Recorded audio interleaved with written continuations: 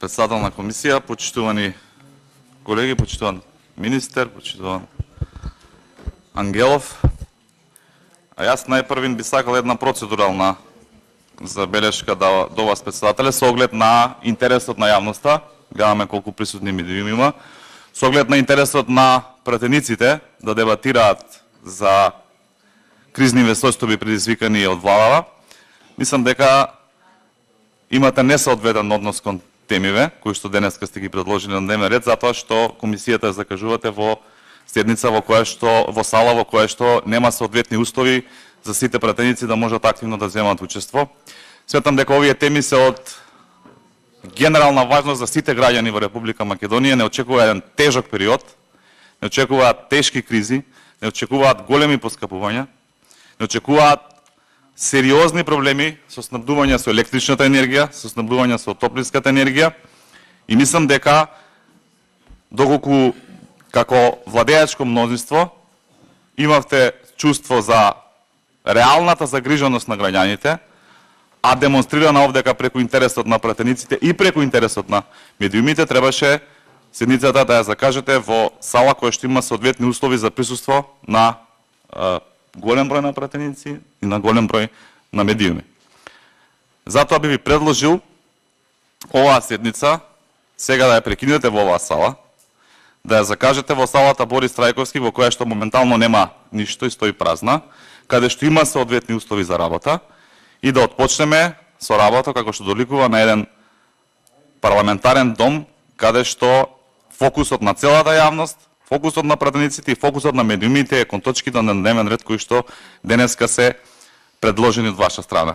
Ние сме подготвени со сериозни материјали, со сериозни предлози како да се надмине оваа криза, меѓутоа и со сериозни критики за изминатиот период како владата се справуваше со енергетската криза во Република Македонија. И мислам дека е, ајде да кажам, најосновно демократско право да и се овозможи на опозицијата и на опозицијските пратеници да дебатираат и да го дадат својот придонес по однос на точките на дневен ред. Ова е процедурална забелешка.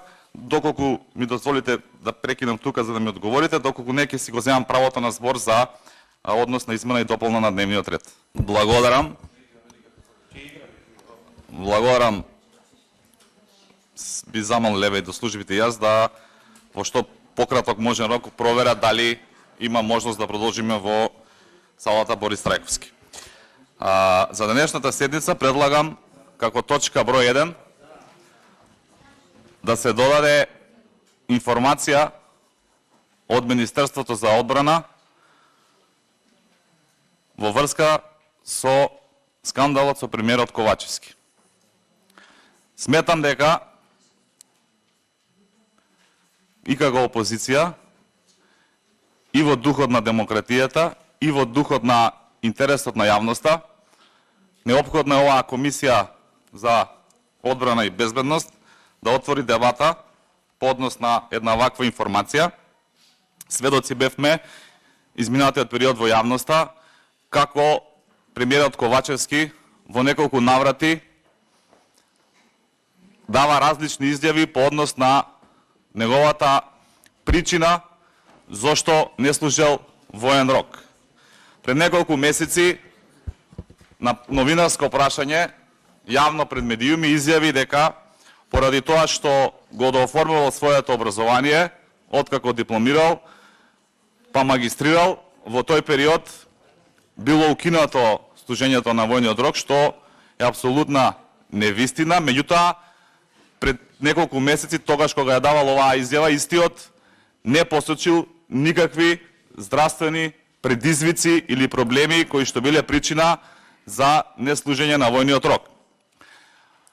Зада, после неколку месеци, откако по социјалните мрежи беше објавен документ во кој што експлицитно е наведено дека премиерот Ковачевски од регрутната комисија бил оценет како трајно неспособен за служење на војниот рок и откако истото, односно автентичноста на тој документ, го потврдува Министерството за одбрана со тоа што изјавува дека истото било државна тајна и дека ќе почнало со одредени постапки согласно закон.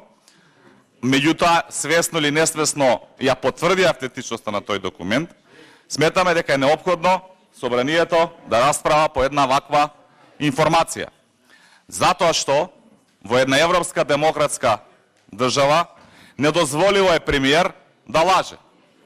Да лаже за својата способност или неспособност и во една изјава да кажува дека заради до оформување на образованието не служел воен рок, во друга изјава да дава информација дека истиот имал здравствени предизвици, а имајќи во предвид дека здравствените предизвици биле од времен карактер, во истиот документ не е наvedено дека поради операција бил времено неспособен за служење на воениот рок, туку е наведено дека е трајно неспособен за служење на воениот рок. Мислам дека е неопходно како собрание да дебатираме по однос на оваква информација и по генерално по однос на целиот скандал во кој што се вклучени и Министерството за одбрана и многу други институции. Од тоа може да произлезат заклучоци со кои што собранието ќе наложи на владата одредени постапувања.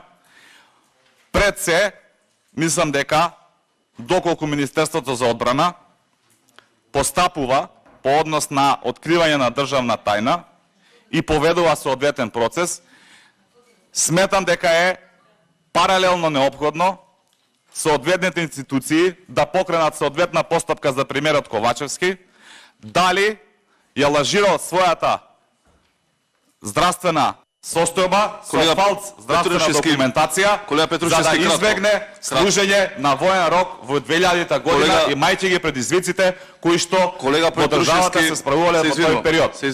Благодарам на укажувањето, председателе. Јас го формулирав барањето согласно деловникот. Побарав точка број 1 на оваа седница да биде информација од Министерството за одбрана по однос на скандалот со премиерот Ковачевски. Согласно деловникот, имам право да ја образложам ова моја промена на дневен ред и предлог точка, и тоа во моментов го правам, и додека вие ме разговарате, а не ме слушате, би ги избегнале овие укажувања. За да продолжам.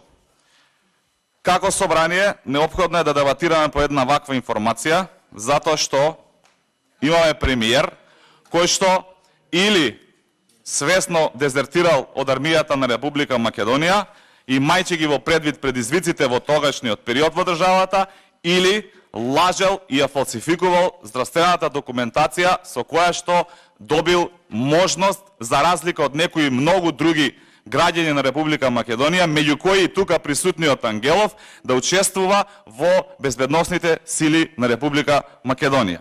За да ме сослушате уште еднаш, ќе ви повторам дека барам точка број 1 на денешнава седница да биде информација од Министерството за одбрана по однос на скандалот со премиерот Ковачевски за неслужење на воен рок во 2000 година. Благодарам.